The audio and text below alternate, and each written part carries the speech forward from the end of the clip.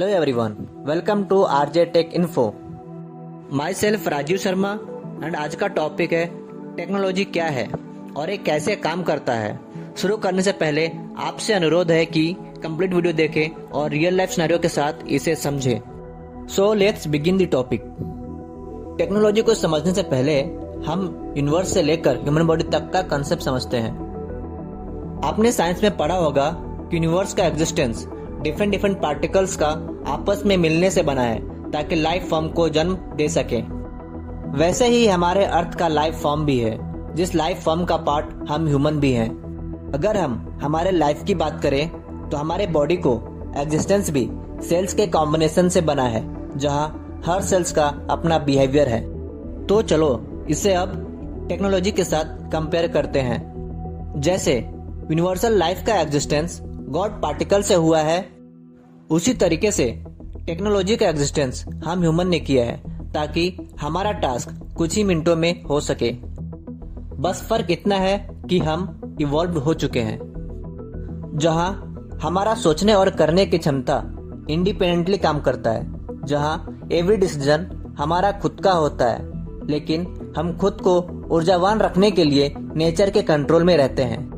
वैसे ही हम हमारे काम को इजी करने के लिए हम एक दूसरे लाइफ को जन्म दे रहे हैं, जिसके सोचने की क्षमता हमसे फास्ट हो और जो चीज हम नहीं कर सकते उसे उस फॉर्म में लाकर अपना काम कंप्लीट करवा सके, जो टाइम टू टाइम इवॉल्व हो रहा है, जिसके सोचने और करने की क्षमता हमसे फास्ट और काफी एक्यूरेट होता है।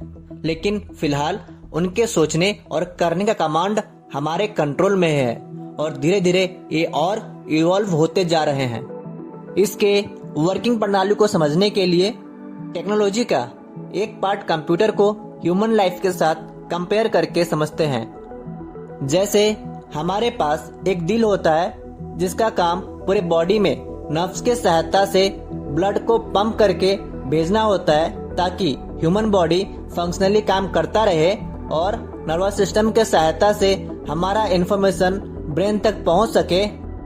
वैसे ही कंप्यूटर के पास अपना दिल यानी SMPS होता है, जिसे हम स्विच मोड पावर सप्लाई कहते हैं, जिसका काम पूरे कंप्यूटर में बसेस की सहायता से इलेक्ट्रॉन पास करवाकर कंप्यूटर के हर पार्ट को फंक्शनली एक्टिव करना होता है। और जैसे नर्वस सिस्टम का काम आंख, कान, नाक, जीभ और त्वचा की सहायता से दिमाग तक इंफॉर्मेशन पहुंचाना होता है, वैसे ही कंप्यूटर के पास प्रोसेसर होता है, जिसका काम हमारे द्वारा कमांड किए हुए इंफॉर्मेशन को मेमोरी तक पहुंचाना होता है।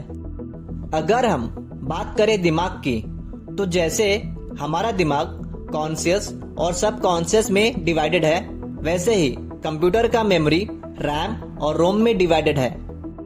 सब कॉन्शियस माइंड हमारे सोचे हुए सारे इन्फॉर्मेशन को कैलकुलेट करता है जब तक कि हम फाइनल डिसीजन नहीं लेते, और जैसे ही हमारा फाइनल डिसीजन होता है तब वे इन्फॉर्मेशन कॉन्शियस माइंड में जाकर स्टोर हो जाता है।